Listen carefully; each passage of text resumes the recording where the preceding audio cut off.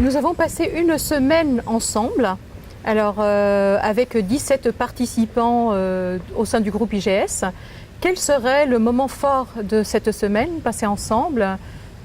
Alors je crois que ce qui est intéressant dans cette semaine, c'est le moment où on passe d'une approche qui explicite ce qu'est une démarche en termes de compétences et en écriture en compétences, puisqu'il s'agit quand même quelque part de mobiliser des acteurs qui auront besoin eux-mêmes ensuite de maîtriser ces outils.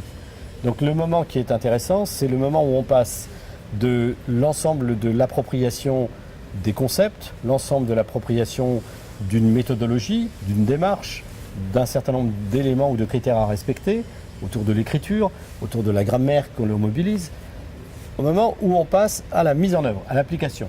Parce qu'on est à la fois dans une phase où on était dans une logique très formelle et on passe à une logique où on devient un propre acteur de la construction et on voit à ce moment-là l'enthousiasme des participants à rentrer dans cette démarche puisque finalement on leur propose un outil qui va les guider et donc ils rentrent, on le voit avec stupeur, intérêt, grande motivation. Ils ne se sont pas arrêtés à la pause tout à l'heure pour pouvoir continuer leur travail et donc ça c'est enthousiasmant puisque c'est vraiment la bascule qui est pour moi importante dans un cadre où finalement à l'issue de ce parcours il y a un certain nombre d'expériences ou d'expertises que celui qui pilote peut avoir et il sait qu'elles sont transmises, que ces expertises sont transmises, que cette démarche est transmise et donc il ne peut qu'être satisfait puisque lui aussi à un moment donné a rempli son rôle de formateur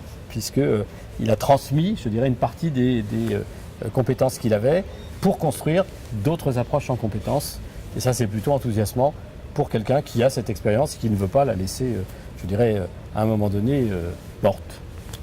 Et pour vous, un bon formateur serait quoi? Ça se mesure en général à la fin du parcours. Et la définition du bon formateur, c'est le regard des autres par rapport au formateur.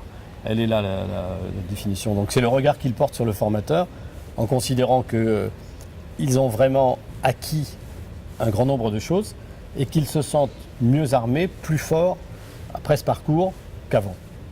Du Living Lab de Paris, au sein du groupe IGS, nous étions avec M. Georges Asseraf, président de la CNCP.